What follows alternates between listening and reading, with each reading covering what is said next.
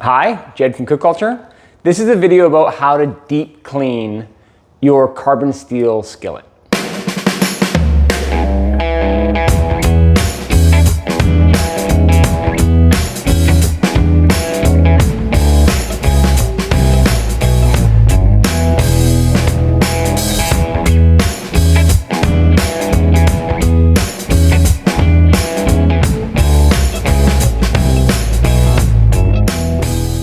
So you may have found that your carbon steel skillet isn't performing like it once did.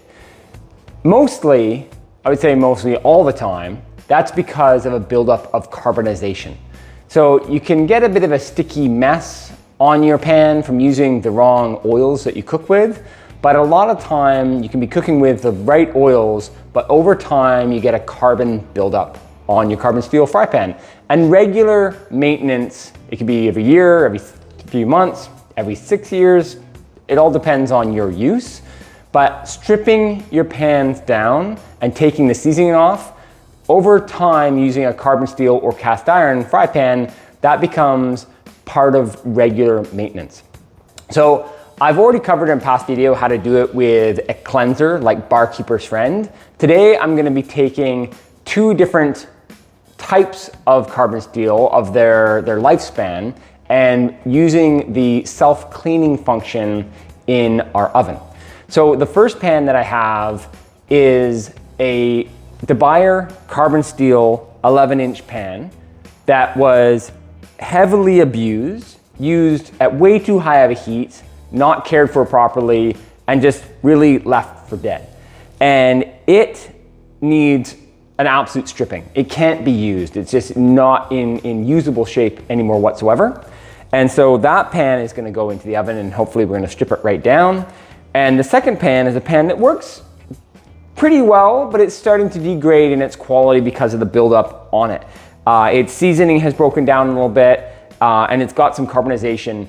It could easily be cleaned in the sink using Barkeeper's Friend. It wouldn't take very long. You could strip it down and then re-season it in the oven as the pre-seasoning method with the oven method.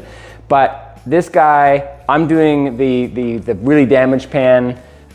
This one here, I'm gonna just do it at the same time and strip them both right down. So I'm gonna get those into the oven now and I'm gonna put them on a 4-hour self-clean and then we're going to check them out after that.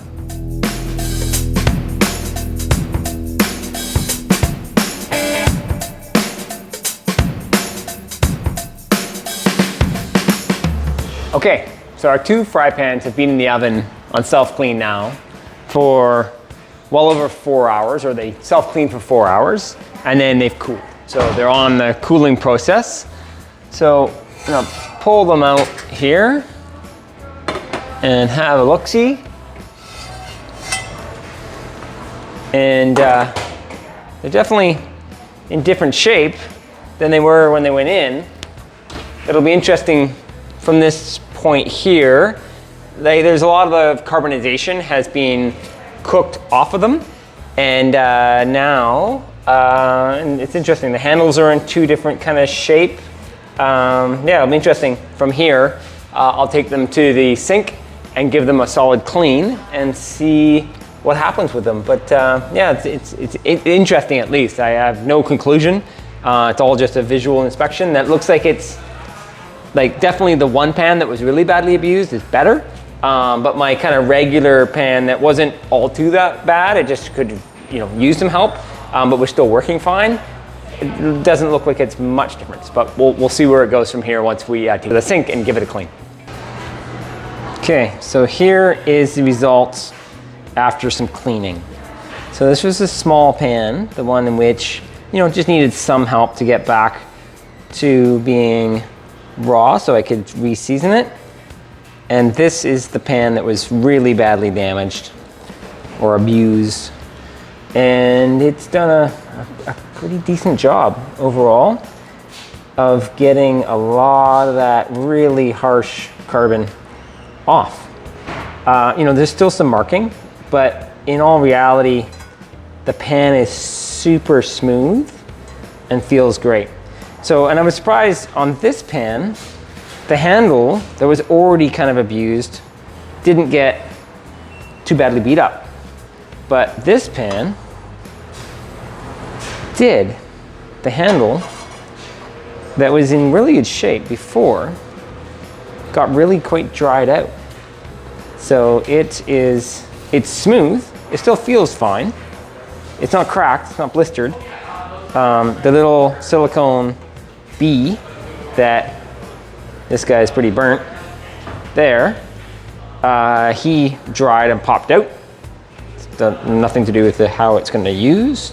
But the handle is not awesome. It's not new, it's not beautiful, but it's still functional. So that, so far, is how the oven method has gone. I could definitely take it to the sink and use Barkeeper's Friend on it to get more of that out. But in this process, what I'm trying to do is see what oven back to new is like. So I'm just gonna now get Buzzy Wax on these, and we're gonna get them back in the oven for some pre-seasoning and see how they go. Okay, so next step here, some Buzzy Wax or grapeseed oil onto the pan. These guys, I just washed them, so they're still a little bit warm. So they're melting the oil when they go on. If they were cold, I'd put them onto the stovetop just to warm them a little bit, just so we get really nice coverage with the oil. But I'm gonna get those all around on both of the pans, on both sides, top and bottom. And then we're gonna get them into a 475-degree oven for 1 hour.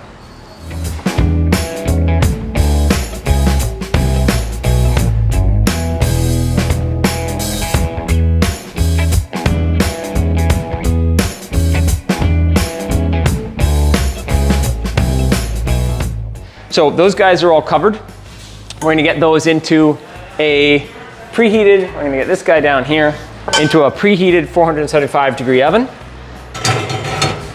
And we're going to bake that off for 1 hour. We got top and bottom. And that'll be the first of 3 coatings that we're gonna put onto those pans.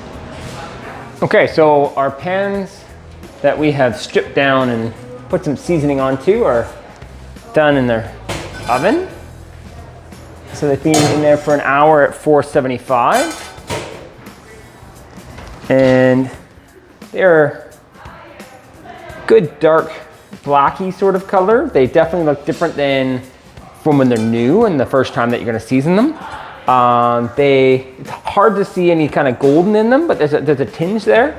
And they're looking quite dry. So we're gonna get another coat of Buzzy Wax on these guys, and then we're gonna get them back into the oven for some more pre-seasoning. Make sure these guys are in perfect shape to use before we start using them.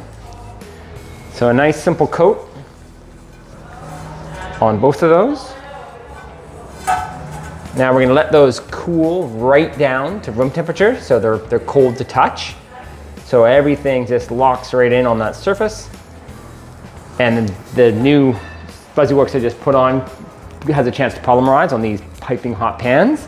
And then we're gonna get them back into the oven.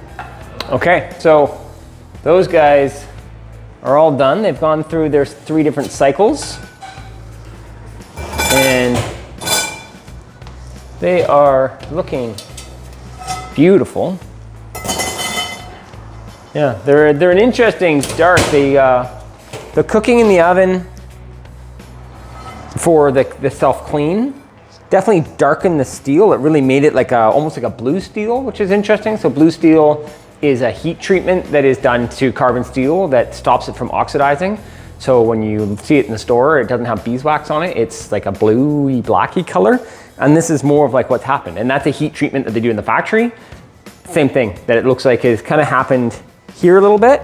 I'll be interested to try the cooking in these. I'm actually using one of these pans, the smaller one, to be used against a Matfer and a Mauviel pan. I'm gonna use them in a different video and see how it compares. So I'm gonna be interested to see how blacking the steel like this, if that's a negative. I doubt it would be any sort of a positive, but it'd be interesting to be if it's a negative. So anyways, that has worked really, really well. The only negative thing here that I can see is that it hasn't been friendly to the handle. Strangely, on the one that didn't have any damage to start with on the handle. But the way in which the pan has finished up is in great shape. It looks ready to go and fantastic. So the next one is to try that. I'll link the video to that above. And you know, I think using the oven method was no fuss. It was a long process. It took a long time, but it was relatively simple. It just, you know, is something you would do over a day. And there we go. So oven method done.